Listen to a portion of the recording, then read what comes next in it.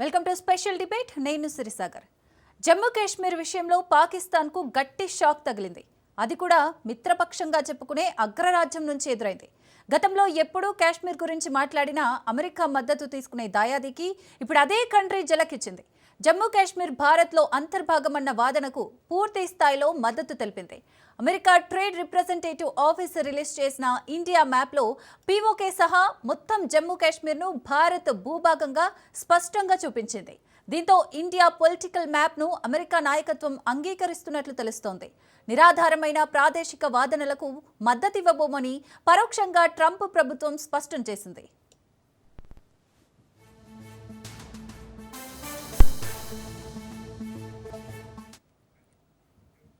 మరోవైపు ఇటీవల కాశ్మీర్ వివాదంపై పాకిస్తాన్ ప్రధాని షహబాజ్ షరీఫ్ హాట్ కామెంట్స్ చేశారు. కాశ్మీర్ ప్రాంతం తమ దేశంలో అంతర్భాగమన్నారు. ఫిబ్రవరి 5న పీఓకేను ఉద్దేశించి షహబాజ్ రెచ్చగొట్టే ప్రయత్నం చేశారు. కాశ్మీర్ అంశాన్ని ఐక్యరాజ్య సమితి తీర్మానాల ప్రకారం పరిష్కరించే వరకు దక్షిణాసియాలో శాంతి నెలకొనదని ఆయన చెప్పుకొచ్చారు. అంతేకాక కాశ్మీర్ వివాదం నెపంతో భారత్ ఉగ్రవాదాన్ని ఎగదోస్తోందంటూ నోటికొచ్చినట్లు మాట్లాడారు షహబాజ్. కాశ్మీర్ను పాకిస్తాన్ జీవనాడిగా జిన్నా ప్రకటించారని, అది ఇప్పటికీ తమ విదేశాంగ విధానానికి ఆధారంగా ఉందన్నారు.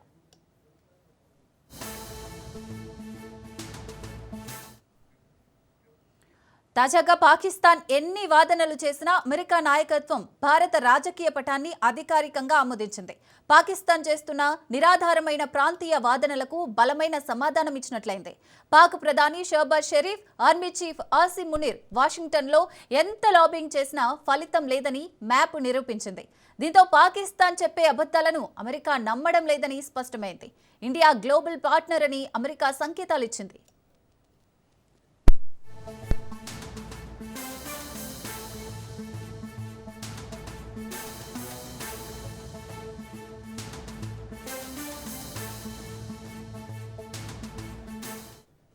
కాశ్మీర్ ప్రతి భారతీయుడి సెంటిమెంట్. జమ్మూ కాశ్మీర్లోని కొంత భూభాగాన్ని 1947లోనే పాకిస్తాన్ ఆక్రమించుకుంది. దీన్ని తిరిగి ఇవ్వాలని ఎప్పటి నుంచో పాకిస్తాన్పై భారత్ ఒత్తిడి పెంచుతోంది. సైనిక చర్యతో దాన్ని తీసుకోవాలని భారత్లోనూ చాలా కాలంగా డిమాండ్లు ఉన్నాయి. కానీ నేరుగా పీఓకే కోసం దాడి చేయడం కుదరదు. 1972 జూలై 2న భారత్ పాకిస్తాన్ మధ్య సిమ్లా ఒప్పందం కుదిరింది. ఆ డీల్ ప్రకారం లైన్ ఆఫ్ కంట్రోల్ను సరిహద్దుగా భావించాలి. అయితే 1999 కార్గిల్ వార్లో పాకిస్తాన్ సిమ్లా ఒప్పందాన్ని ఉల్లంఘించి నియంత్రణ రేఖ దాటి వచ్చింది. కానీ సిమ్లా ఒప్పందాన్ని ఇండియా ఉల్లంఘించలేదు. ఇప్పుడు మోడీ పీఓకేను వెనక్కి తెస్తాడా లేదా అన్నది భారత్లో హాట్ టాపిక్గా మారింది. రైట్, ఇక ఇదే అంశం గురించి డిస్కస్ చేయడానికి మనతో పాటు ప్రముఖ విశ్లేషకులు పెంటపాటి పుల్లారావు గారు ఉన్నారు. సార్ నమస్కారం. సార్ ఇప్పుడు అమెరికా ట్రేడ్ రిప్రజెంటేటివ్ ఆఫీస్ నుంచి వచ్చిన ఒక మ్యాప్లో అయితే భారత మ్యాప్లో పీఓకేను భారత భూభాగంగా నిర్ధారించినట్లయింది. సో దీన్ని ఏ విధంగా చూడాలంటారు? అంటే దౌత్యపరంగా భారత్కి ఇది ఒక విజయంగా భావించవచ్చు అంటారా? అది విజయంగా భావించకూడదు, నష్టంగా చేయకూడదు. ఆ మ్యాప్ లేకపోతే మనం నష్టం అయిపోయావా? కాదు కదా. మనం ఎక్కువ ఇంపార్టెన్స్ ఇతర దేశాల అభిప్రాయానికి ఇస్తే వాళ్ళు మార్చుకుంటే మన సొంత కాన్ఫిడెన్స్ ఏంటి, మన సొంత అభిప్రాయం ఏంటి, మన సొంత బలం ఏంటి, మన సొంత విశ్వాసం ఏంటి అంతే. మ్యాప్ చాలాసార్లు యూరోపియన్ మ్యాప్లు కొద్దిగా కాశ్మీర్ మనతో లేనట్టుగా చూపెడతాం, మనకు అవస్థ జరగటం, ఇదంతా ఇది. సో మ్యాప్ అనే దానికి అంత ఇంపార్టెన్స్ ఇవ్వకూడదు. ఇప్పుడు మనం ఇంపార్టెన్స్ ఇచ్చాం కాబట్టి పాకిస్తాన్ ప్రొటెస్ట్ చేస్తే వాళ్ళు మళ్ళీ వెనక్కి తగ్గుతారు. అది పద్ధతి. అందువల్ల మ్యాప్స్కి ఇంపార్టెన్స్ ఇవ్వక్కర్లేదు, ఎవరో చెప్పారు అని ఇంపార్టెన్స్ ఇవ్వక్కర్లేదు. చైనా లాగా మా వ్యూ మాది అంతే, ఎవరిని పట్టించుకోం, వాళ్ళకి అనవసరం అని చైనా అంటారు. సో ఆ పద్ధతిలో మనం ఉంటే మంచిది. ఆనందపడిపోతాం, ఎవరో మ్యాప్లో మంది ఉన్నట్టుగా చూపెడతారంటే మ్యాప్ తప్పు అంటారు. రేపో మాపో ఆ స్టేట్మెంట్ వస్తుంది, నాకేం అభిప్రాయం లేదంటారు. అప్పుడేమంటారు, మనకి విలువ తగ్గిపోయిందా? కాదు కదా. అందువల్ల మ్యాప్స్ ఏమిటి, ఇతర వాళ్ళు మాట్లాడి ఇతర వాళ్ళ అభిప్రాయాలు ఉద్దేశాలు పట్టించుకోకూడదు, మర్యాద ఇవ్వాలి అంతే. అంటే సార్ ఇప్పుడు అంటే ఇప్పటివరకు పాకిస్తాన్ ఏ విషయంలోనైనా అమెరికా సపోర్ట్ అయితే తీసుకుంది. మరి ఇప్పుడు పిఓకే విషయంలో, కాశ్మీర్ విషయంలో మరి ఇది పాకిస్తాన్కి వ్యతిరేకంగా ఉందని చెప్పుకోవచ్చు. అమెరికా నిర్ణయం అయితే ఏదైతే ఉందో దాని గురించి ఏం చెప్తారు? ఒకటి, అది ఒక పీరియడ్లో మనతో ఉన్నట్టుగా ఉంటారు అమెరికా వాళ్ళు, ఒక పీరియడ్లో లేనట్టుగా ఉంటారు. దేశానికి ఇంకో దేశానికి స్నేహాలు అనేవి లేవు. పెద్ద స్నేహం మనకు ఉన్నట్టుగా మంచిగా ఉన్నది అనుకోవడం కరెక్ట్ కాదు. దేశాలు వాళ్ళ అభిప్రాయాలు చూసుకుంటారు, వాళ్ళ ఇంట్రెస్ట్ చూసుకుంటారు. అమెరికా సాధారణంగా బలం ఉన్న దేశంతో వెళ్తారు. ఏ దేశమైనా అంతే కదా. ఎవరైతే బలంగా ఉన్నారో, ఆర్థిక వ్యవస్థ బాగున్నది, వాళ్ళతో వెళ్తారు. అందువల్ల భారతదేశం బాగున్నది, వెళ్తారు. కానీ భారతదేశాన్ని ఎలా కంట్రోల్ చేయాలి, ఏ రకంగా నొక్కాలి అయితే పక్క దేశాలు కొద్దిగా ఏదో అల్లరి చేస్తూ ఉంటారు. అది నార్మల్, పెద్ద దేశాలు చేసే పని అది.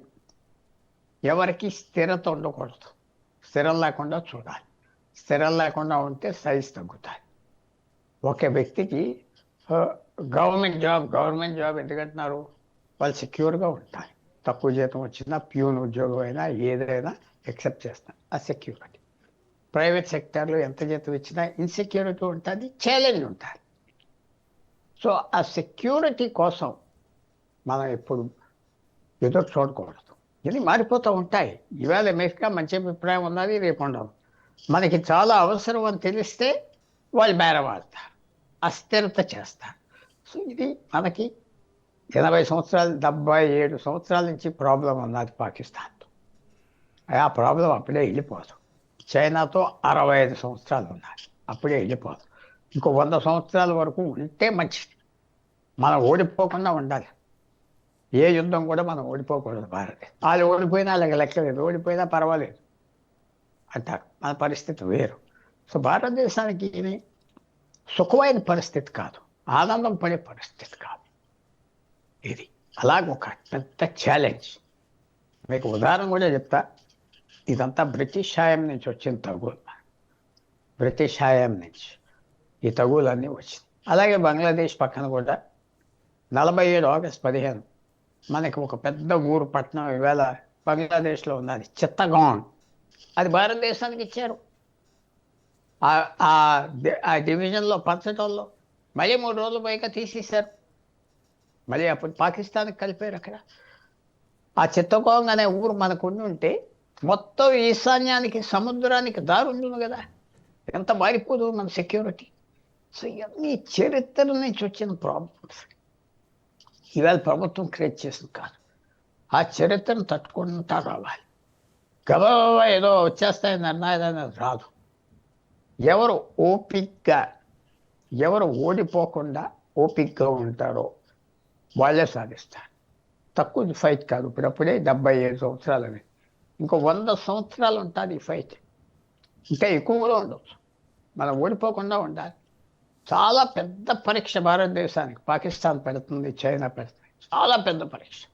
ప్రపంచంలో ఈవేళ ఏదో యుక్రెయిన్, రష్యా దెబ్బలాడుతున్నారు, కానీ దెబ్బలాట ఆగిపోతుంది, సెటిల్ అయిపోతారు. భారతదేశానికి అలా పరిస్థితి లేదు.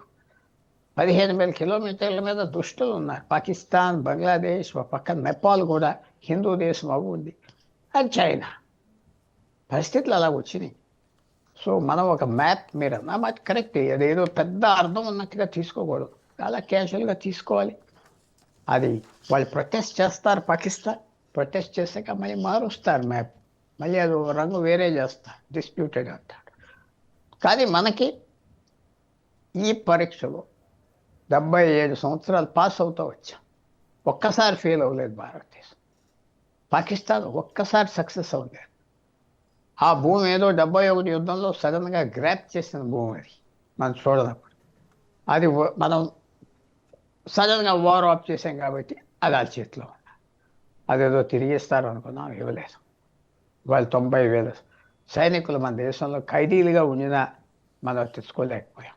పొరపాటు అవ్వింది ఆ రోజు. ఆ పొరపాటుకి ఈవేళ కూడా పే చేస్తున్నాం.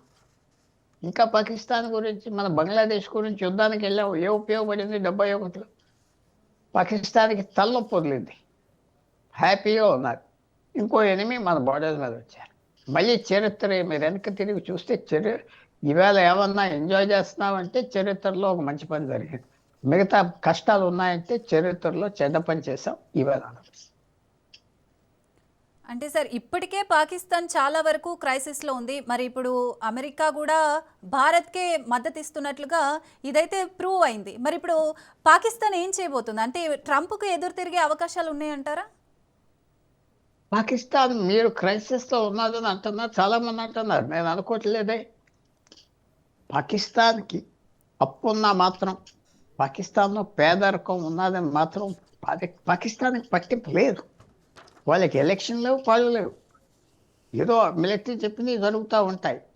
మిలిటరీ ఇష్టం లేకపోతే వాళ్ళు అరెస్ట్ చేసేస్తారు ఆ నియోజకవర్గంలో. బయటికి రావు అంటారు, అది ఓట్లు మార్చేసుకుంటారు. సో పాకిస్తాన్కి మళ్ళాగా అంతా ఫ్రీ సమాజం కాదు. సోషల్ డెవలప్మెంట్ అస్సలు లేదు. ఆ ఉన్న జనాభా 25 కోట్లలో ఒక 5 కోట్ల జనాభా చాలా చక్కగా బ్రతుకుతున్నారు. భూములు ఉన్నాయి, ఆస్తులు ఉన్నాయి, గవర్నమెంట్ సొమ్ములు తినేస్తూ ఉంటారు. మిగతా 20 కోట్లకి ఏం లేదు. వాళ్ళకి లెక్కలేదు. కాబట్టి పాకిస్తాన్ క్రైసిస్లో లేదు. చాలామంది అనుకుంటారు వాళ్ళు పెరగట్లేదు కదా, ఇది కదా, అది పట్టింపు లేదు, పట్టించుకోరు. వాళ్ళ లెక్కలో లేదు. అప్పు కావాలంటే అప్పు ఇస్తారు. ఇరాన్ సౌగాయిలు ఇస్తుంది, ఖతార్ డబ్బు ఇస్తుంది, సౌదీ అరేబియా డబ్బు ఇస్తుంది, కువైట్ డబ్బు ఇస్తుంది, అలాగే చైనా డబ్బు ఇస్తుంది. భారతదేశం మీద కోపం, చైనా అంతా సాయం చేస్తుంది. ఈవేళ ఆశ్చర్యపోతారు, సోలార్ ఎనర్జీలో పాకిస్తాన్ మనకంటే అడ్వాన్స్లో ఉన్నారు. అదేంటంటే మీరు చైనా సోలార్ ఎనర్జీలో నంబర్ 1 కదా ప్రపంచంలో. సో సోలార్ ఎనర్జీ ప్లాంట్స్ లాగా సెటప్ చేశారు పాకిస్తాన్. అది సో అంత సింపుల్గా పాకిస్తాన్ ఏదో వాళ్ళకి ప్రాబ్లమ్స్ ఉన్నాయి, కానీ వాళ్ళకి లెక్కలేదు. ఎందుకంటే ఎవరు వాళ్ళకి ప్రజల దగ్గరికి వెళ్ళి మాకు ఓటేయండి, అసెంబ్లీలో మున్సిపాలిటీలో ఎవడు అడిగేవాడు లేడు. ఆ నియోజకవర్గాలు ఉన్నాయి. దాదాపు 90% నియోజకవర్గాలు ఎవరు గెలిచారో గత 70 సంవత్సరాల్లో వాళ్ళే గెలుస్తున్నారు, లేకపోతే వాళ్ళ పిల్లలు గెలుస్తున్నారు. అంటే సిస్టమ్ అలా ఉన్నది అక్కడ. 10%లో మారుతూ ఉంటారు. మనం మీరు అనుకున్నట్టుగా నేను అనుకోవట్లేదు క్రైసిస్లో ఉన్నారు. ఇంకా బంగ్లాదేశ్ కొద్దిగా క్రైసిస్లో ఉన్నారు. అది వేరే కల్చరు, వేరే పద్ధతి. కాబట్టి పాకిస్తాన్ మనకి విరోధం తగ్గదు. చైనాతో స్నేహం భారతదేశంకి వచ్చేవరకు తగ్గదు. అది చాలా దూరదృష్టితో ఆలోచించుకోవాలి. పాకిస్తాన్ అలా ఉంటుంది, మనం సహించాలి. వాళ్ళతో కేర్ఫుల్గా ప్లే చేయాలి, కేర్ఫుల్గా మాట్లాడాలి, కేర్ఫుల్గా డీల్ చేయాలి, ఆలోచించాలి. పాకిస్తాన్ ఒక్క పొరపాటు చేస్తే మనమే దెబ్బతింటాం, వాళ్ళకి ఏమి దెబ్బతింటాం. అంటే సార్ ఇప్పుడు మరి పాకిస్తాన్ దౌత్యపరంగా ఒంటరైందని అనుకోవచ్చా? మరి ఈ నిర్ణయం పట్ల మీరేమంటారు? ఏమవలేదు. వాళ్ళకి సౌదీ అరేబియాతో మొన్న డిఫెన్స్ అగ్రిమెంట్కి వచ్చారు. టర్కీ సాయం చేస్తారు, ఎన్నో దేశాలు సాయం చేస్తారు. ఏం ఒంటరి అవ్వారు? మన దృష్టిలో ఒంటరి అవ్వారు. మనం ఏదో పెరిగిపోయామని మనం భావిస్తున్నాం. వాళ్ళకి లెక్క ఎందుకు లేదంటే భారతదేశానికి ఎవరైతే విరోధులు ఉన్నారో వాళ్ళ స్నేహితులు పాకిస్తాన్. తర్వాత పాకిస్తాన్కి వాళ్ళకి పట్టింపు లేదు కదా. ప్రజలు 25 కోట్ల జనాభా ఉన్నారు, ఒక 5 కోట్ల జనాభా చూసుకుంటారు. మిగతా 20 కోట్లు వాళ్ళ లెక్కలేదు. వాళ్ళకి తిండి ఉండనే, చచ్చిపోతే ఉద్యోగం ఉంటే ఉండనే, లేకపోతే పోతారు. ఏమి లెక్క. ఇప్పుడు తెలంగాణలో ఉన్న జనాభా 2-3 కోట్ల జనాభాలో 1 కోటి మందికి ప్రభుత్వం చూసుకుంటారంటే ఎంత హ్యాపీ. 4 కోట్లలో 1 కోటి మంది చూసుకుంటే చాలు, ఇదేమవుతుంది.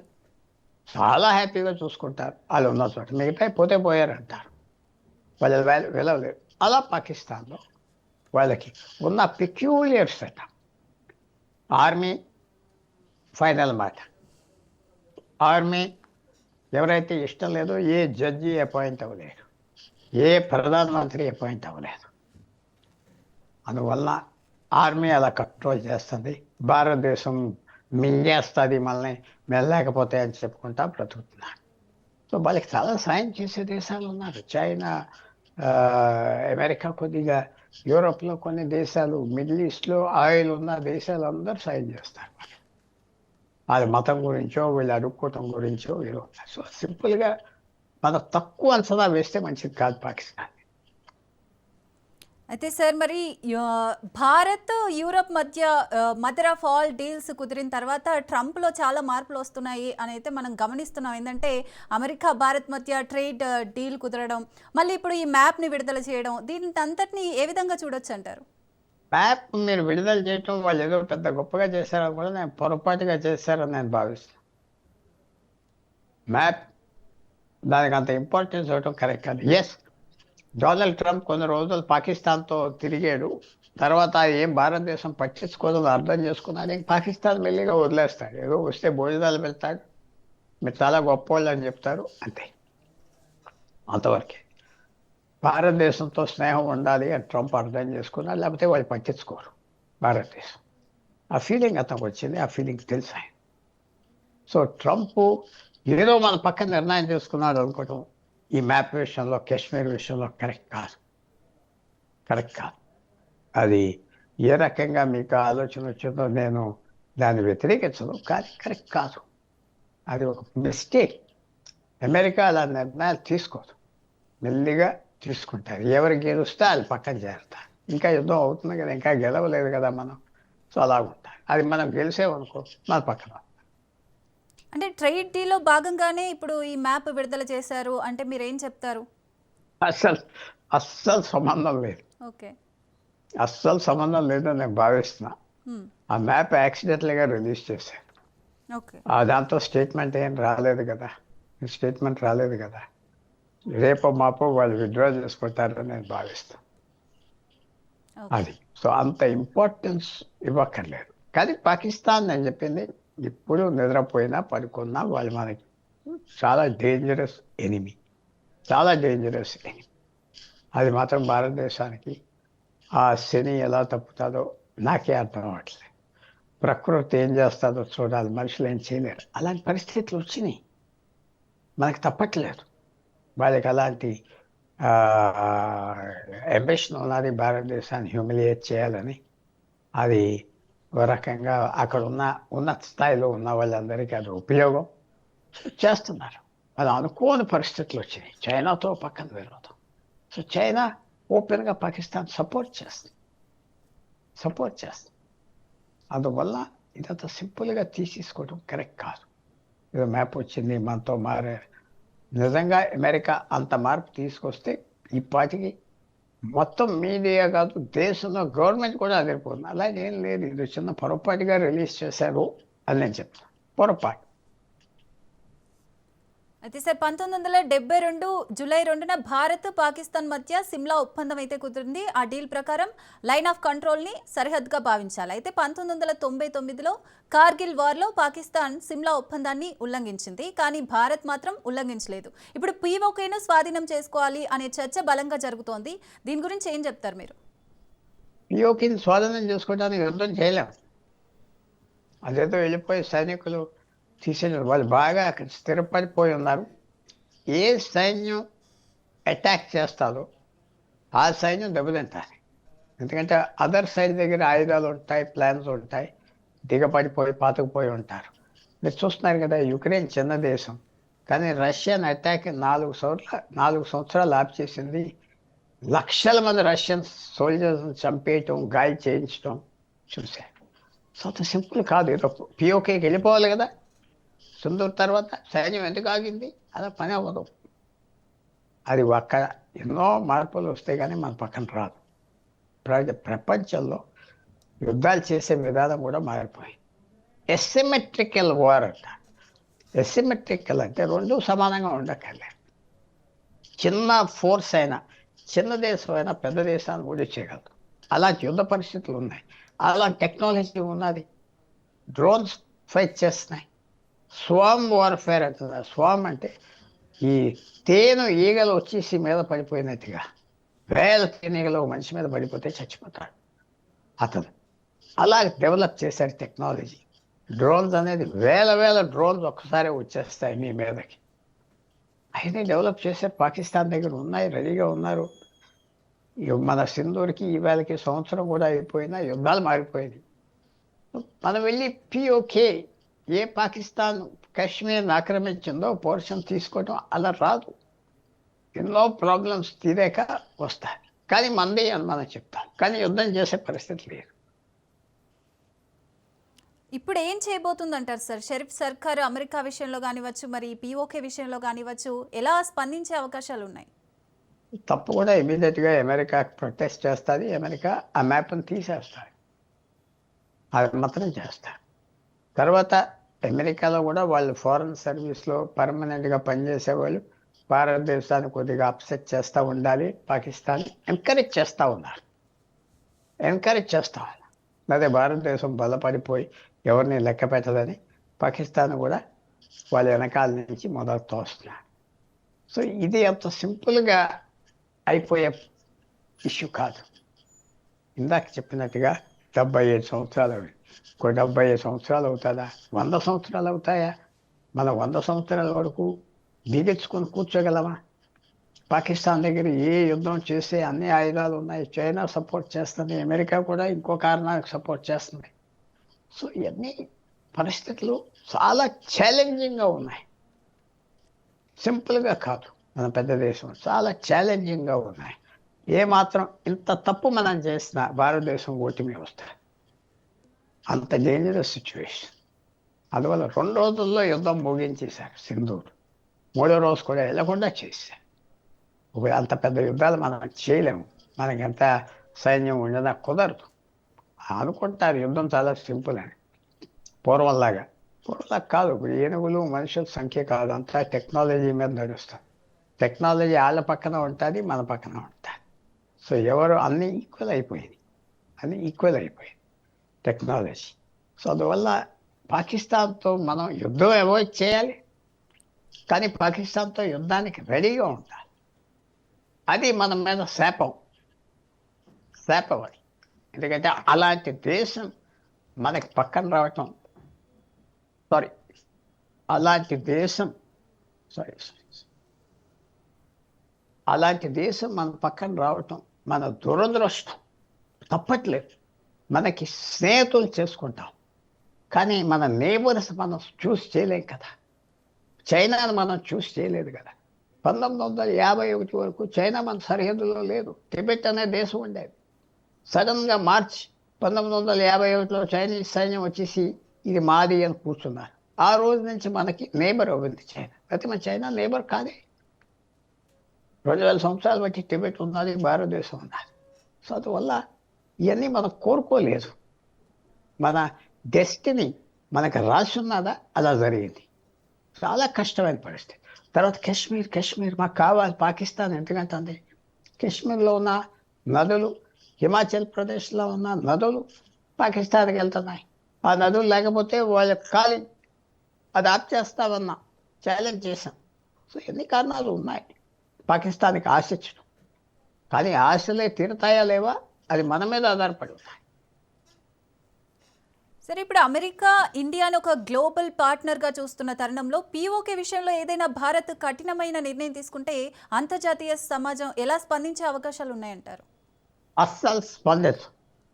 మనం తప్పు చేస్తే దూరం అయిపోతారు. చిన్న తప్పు కాదు అది. ఊరికనే వెళ్ళి మనం అటాక్ చేయడం కుదరదు.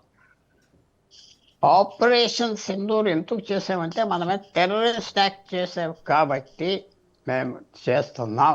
మీ టెర్రరిస్ట్ క్యాంప్స్నే అటాక్ చేస్తున్నామన్నాం. అదే చాలామంది సహించారు. టెర్రరిస్ట్ క్యాంప్సే మనం సహిస్తాం. అదే జనరల్ యుద్ధం అయితే సహించరే. టెర్రరిస్ట్ క్యాంప్స్ 2 రోజులు ఎక్కడైతే టెర్రరిస్ట్ కాలేజెస్, ఇన్స్టిట్యూట్స్ ఉన్నాయో అటాక్ చేశారు. ఏ బేస్ నుంచి వీళ్ళు అటాక్ చేశారో అటాక్ చేశాం, అంతే. సో అది ఆ లెక్కన చేశాం. సో అందువల్ల యుద్ధానికి వెళ్ళిపోదాం వాళ్ళు రెడీగా ఉన్నారు. చైనా సాయం చేస్తుంది. చైనా చాలా సాయం చేస్తుంది పాకిస్తాన్. వాళ్ళ శాటిలైట్స్ అన్నీ, భారతదేశం ఫోర్సెస్ ఎక్కడున్నాయి, విమానాలు ఎక్కడి నుంచి ఫైర్ చేస్తున్నాయి అన్నీ చెప్పింది పాకిస్తాన్. చాలా చేశారు. చాలామంది అంటారు చైనీస్ టెక్నీషియన్స్ కూడా వాళ్ళ డ్రోన్లు అన్నీ పాకిస్తానీ వాళ్ళు నడిపారు. నిజం అబద్ధం మనకు తెలియదు, కానీ ఆ ఆలోచన కూడా. మరి ఇప్పుడు భారత్ విషయంలో అమెరికా ఏం చేయబోతోంది సార్? అంటే ఇంకా ఏవైనా ప్రతి వ్యూహాలు ఏమైనా ఉన్నాయంటారా? ఇప్పటి వరకు జరుగుతున్న దాన్ని బట్టి చూస్తే అమెరికా ఏం చేయబోతోంది? అమెరికా ఇలాంటి విషయాల్లో కలవ చేసుకోదు, డొనాల్డ్ ట్రంప్ కలవ చేసుకోడు. ఏదో భారతదేశం బాగా ఉన్నదని మన పక్కన రాడు. మనకు వ్యతిరేకంగా ఉంటే చాలు, వ్యతిరేకంగా ఉండకుండా ఉంటే చాలు డొనాల్డ్ ట్రంప్. అదంతా ఎందుకు పట్టించుకుంటారు? ఎన్నో దేశాలు ఉన్నాయి ప్రపంచంలో, అన్ని దేశాలు పట్టించుకుంటారు? అసలు పట్టించుకోరు. దెబ్బలాడుకోనే అంటారు, బుద్ధి చెప్పనే భారతదేశానికి అంటారు నిజంగా చెప్పాలంటే. సో మనం యుద్ధం అవాయిడ్ చేయాలి, రెడీగా మాత్రం యుద్ధం ఉండాలి. ఎవరో మూడో దేశం ఎవరో మనకు సాయం చేస్తారు, చాలా మంచివాళ్ళు అనేది అసలు లేదు, అస్సలు లేదు. మనకి ఎంతో స్నేహం రష్యా అనుకుంటాం, మరి రష్యా చైనాని ఎందుకు ఆప్ చేయలేదు? వాళ్ళు చైనా మంచి స్నేహితం ఉన్నది అని ఉన్నాయి, ఆప్ చేయలేదు. అంటే మీ తగు మీది అన్న. అయితే సార్ ఇప్పుడు హాట్ టాపిక్ ఏంటంటే మోడీ పీఓకేని వెనక్కి తెస్తాడా లేదా అన్నది. మరి దీనికి జియో పాలిటిక్స్ ఎంతవరకు సహకరించే అవకాశం ఉందంటారు? అస్సలు సహకరించాలి, ఇంకో యుద్ధానికి సహకరించాలి. మన ప్రభుత్వం కూడా పని చేయదు, ఎందుకంటే మనం ఎక్కువ నష్టపోతాం. అక్కడ దిగబడిపోయి పాతుకుపోయి ఉన్నారు. అటాక్ చేసే ఫోర్స్ ఎక్కువ బలం ఉండాలి, డిఫెండ్ చేసే ఫోర్స్ తక్కువ బలం ఉండాలి. పాకిస్తాన్ దగ్గర విమానాలు ఉన్నాయి, వాళ్ళ దగ్గర రాకెట్స్ ఉన్నాయి, అణుబాంబులు ఉన్నాయి. సో అన్నీ వాళ్ళ దేశం మీద పడతాయి. అది ఏదో రకంగా ఫ్యూచర్లో భక్తుడితో వస్తుందా? పాకిస్తాన్ ఇంటర్నల్గా ట్రబుల్ పడిపోతే ఇవన్నీ వదిలేస్తారా? అవన్నీ జరగవచ్చు, కానీ ప్రస్తుతం అది జరగట్లేదు ప్రస్తుతం. సో మనం కేర్ఫుల్గా ఉండాలి. కాశ్మీర్ రేపో మాపో సాల్వ్ అయ్యేది కాదు, చాలా టైం పడుతుంది సాల్వ్.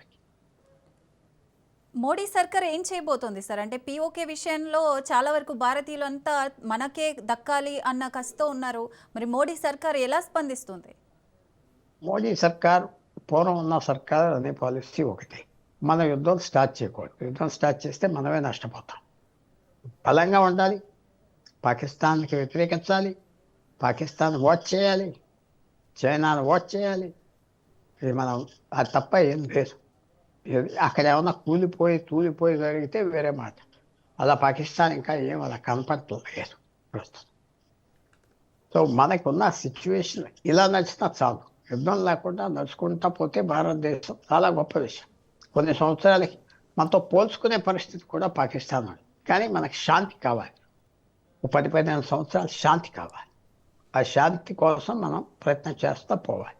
ఎంత శాంతి వస్తే మన దేశం అంత డెవలప్ అయిపోతుంది, అంత ధనం వస్తుంది, స్టెబిలైజ్ అవుతుంది. యుద్ధం కనుక వస్తే మళ్ళీ అంతా డీస్టెబిలైజ్ అయిపోతుంది.